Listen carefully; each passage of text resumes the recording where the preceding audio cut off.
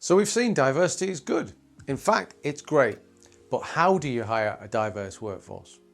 For me, in 20 years of hiring people, I've found this as one of the biggest challenges. I've traditionally worked in the technology sector, in investment banks, where jobs are traditionally male-dominated, populated by type 1 personalities and real alpha characters. And there have been issues with it not being a welcoming place for females to join especially, and I found it really difficult to actually hire a diverse workforce. This type of environment is not attractive to many females and to many introverts as well. People don't find it welcoming, don't find it inviting, and as a result, you tend to get that type 1 personality bubbling to the top. As a hiring manager, I've desperately tried to improve diversity in my hiring over the last 5 to 10 years especially. And there are a number of things that you can do to maximize the chances of bringing in diverse hires. So here are some of the lessons that I've learned about diversity in the hiring process. The first one is unconscious bias. We've spoken about this already a few times. Make sure that you as a hiring manager study the subject of unconscious bias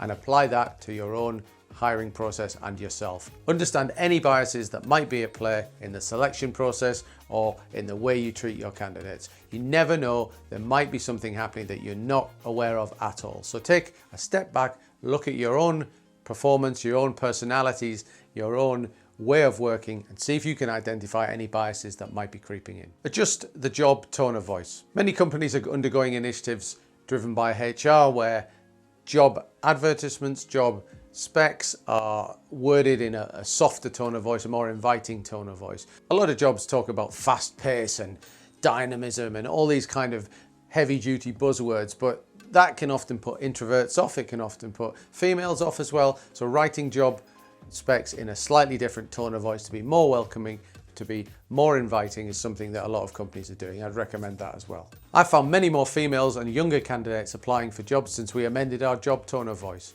Reach out to your existing diverse population.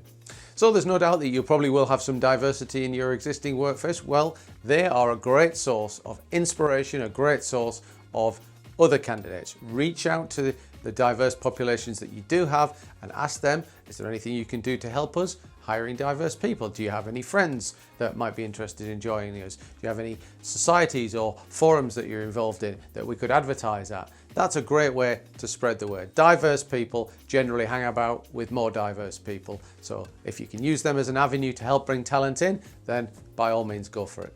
And this creates a good impression with your employees. They'll feel involved, they'll feel that they're contributing towards the overall hiring of a diverse population at their workforce. Work with your HR department. Make sure you're plugged into your HR department to understand what their policy is on diverse hiring. They'll have to be driving a diverse hiring policy, so make sure you understand what they're doing, see if you can contribute to their initiatives with any ideas, offer to test out, be the early adopter of any of their programs, and get more involved in the diversity strategy that HR have. Find out how HR are tracking the diversity of the existing population. What is the data? What areas do they feel they need to work on? If it's not confidential, I'm sure they'll be willing to share it with you and take up your offer of some assistance.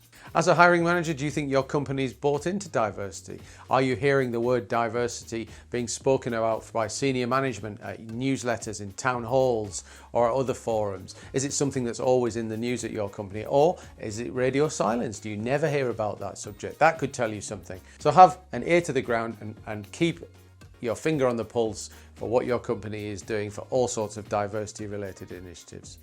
And then take the best of those initiatives and bring them into your own hiring process. And if you're doing something in the hiring process that's working in terms of diversity, well, I'm sure HR will be very interested to hear about it.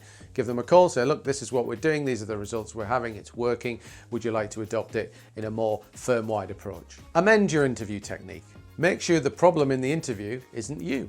I've seen it before where some interviewers can come across as extremely intimidating, aggressive, loud, talking a lot, fast-paced, and making the interview a really uncomfortable experience for introverts, for females, and for other people who might not be that type 1 personality.